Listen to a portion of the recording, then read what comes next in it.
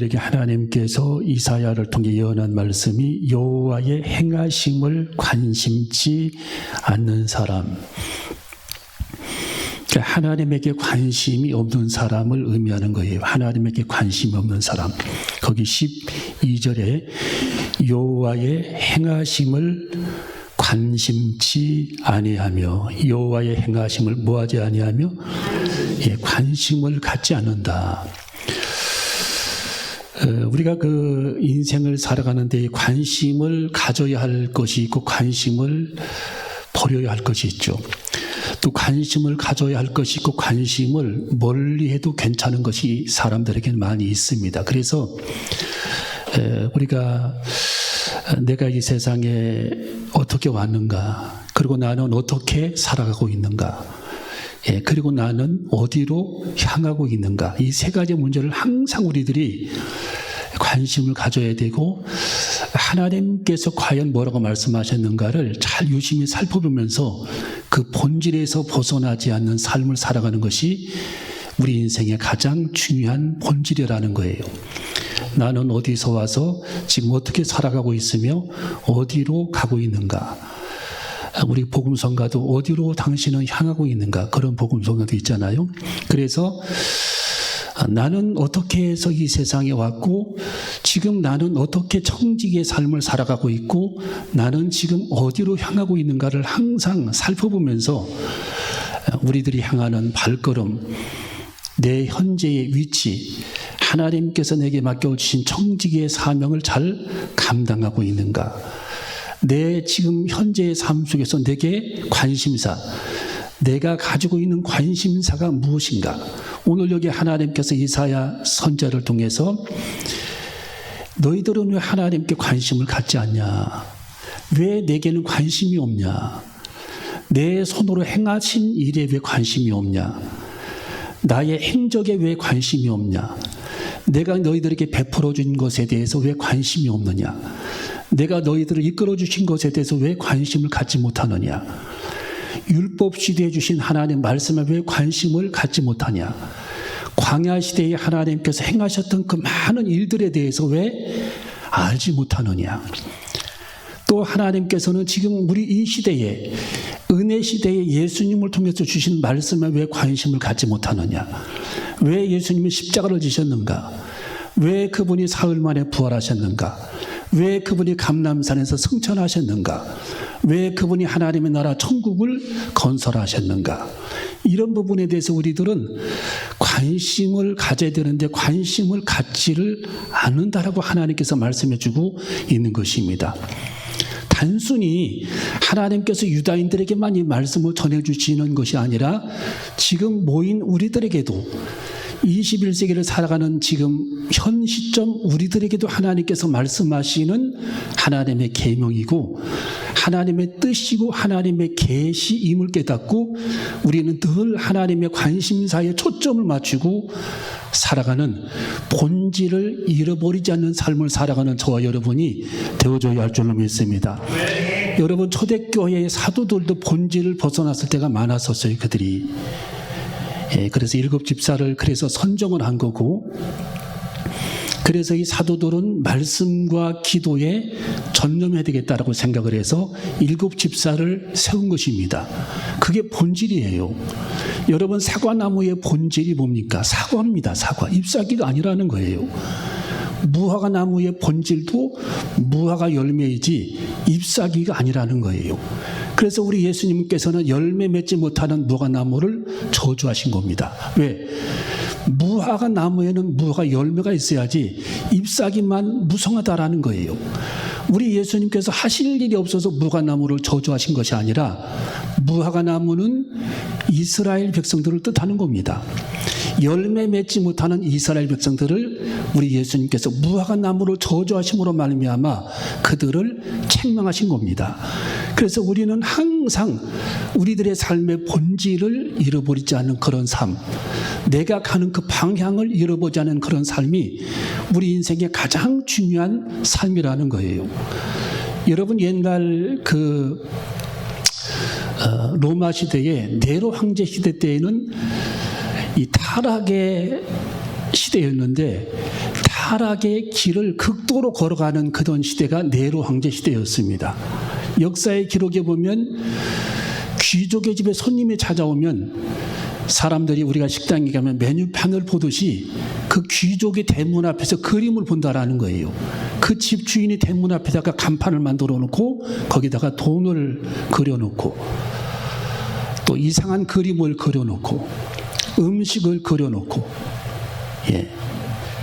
그렇게 하면서 이 자기 집에 오는 그 손님이 무엇에 관심이 있는가를 떠봤다라는 겁니다. 돈에 관심이 많은 사람들은 대문 앞에 들어서면서 그 게시판을 보면서 돈만 쳐다보고 있는 거고, 음식에 관심만 있는 사람들은 거기서 항상 음식만 쳐다봤다라는 거예요. 또 이상한 쾌락적인 그런 그림에 관심이 많은 사람은 다른 거 일체 안 보고 그것만 보고 있었다라는 겁니다. 그 주인이 빨리 그걸 캐치를 했다라는 거예요. 여러분의 우리들의 관심사, 이 시대의 사람들의 관심사, 하나님께서 내게 너의 관심사는 무엇이냐라고 지금 질문해 주고 있는 겁니다. 너의 지금 관심이 어디 있냐? 너의 지금 관심사는 무엇이냐? 하나님께서 우리들에게 관심을 지금도 묻고 계시고 질문하고 계시는 그 하나님에게 우리는 뭐라고 대답을 하실 겁니까?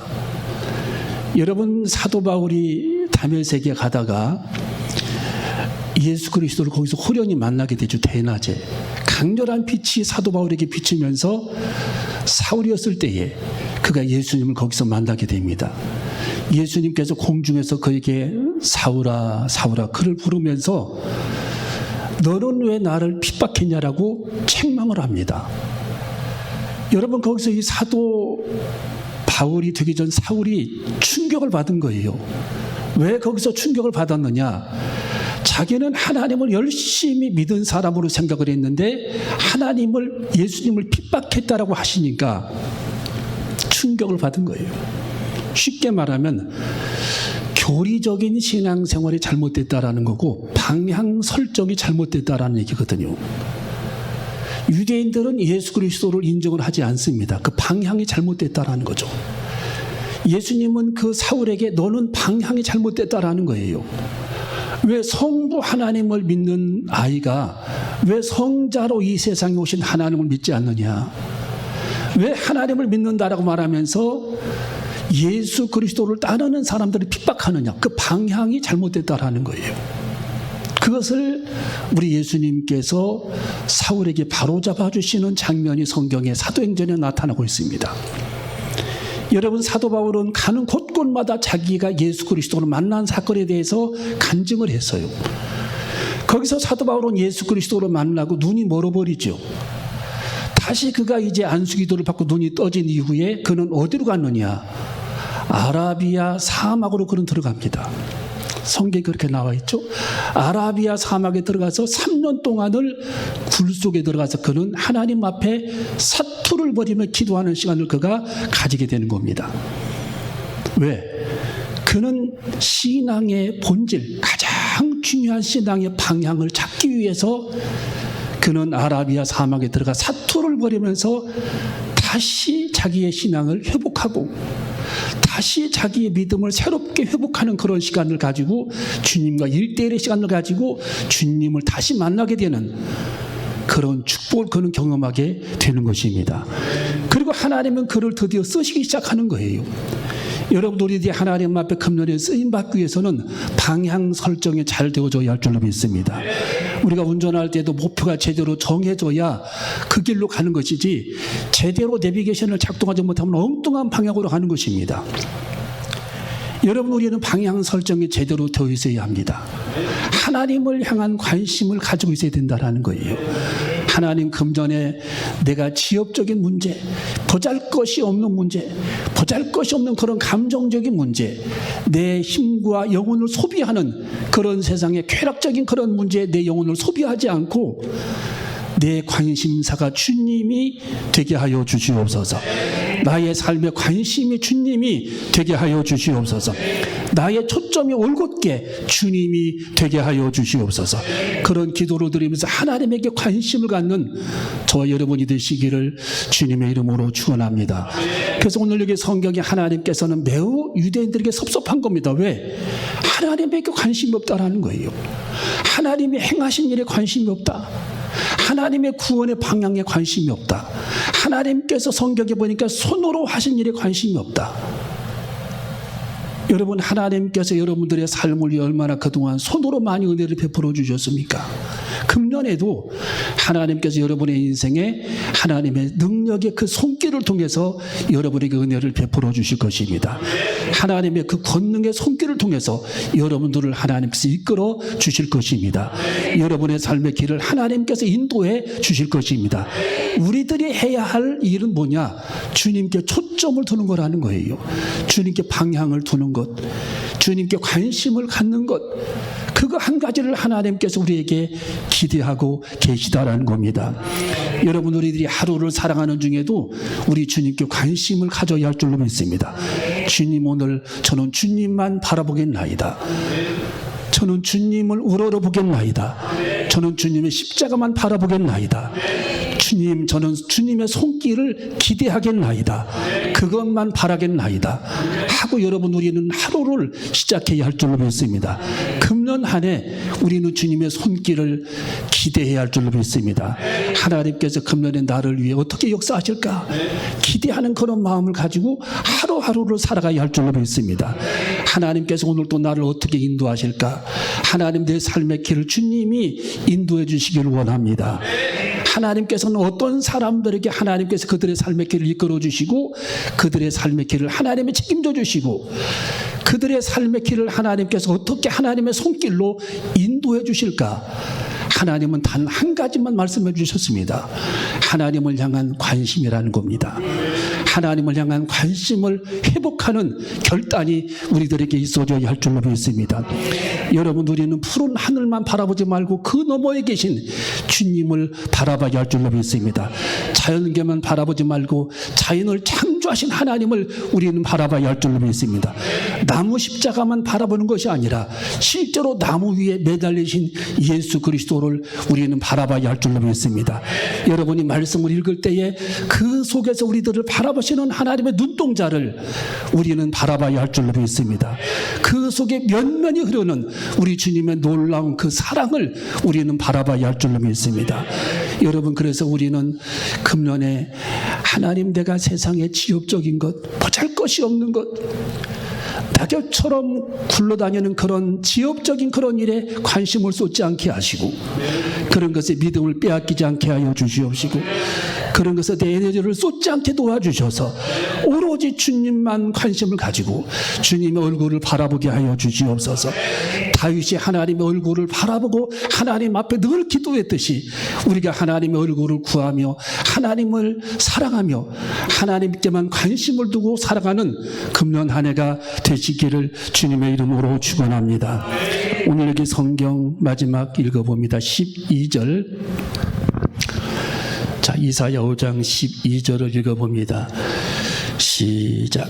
그들이 연회에는 수금과 비파와 소구와 저와 포도주를 갖추었어도 여호와의 행하심을 관심치 아니하며, 여기까지 여호와의 행하신 일을 관심이 없었다. 하나님이 행하신 일에 관심이 없었다. 하나님께서 능력을 베푸신 일에 관심이 없었다. 하나님이 손으로 하신 일에 관심이 없었다라는 거예요.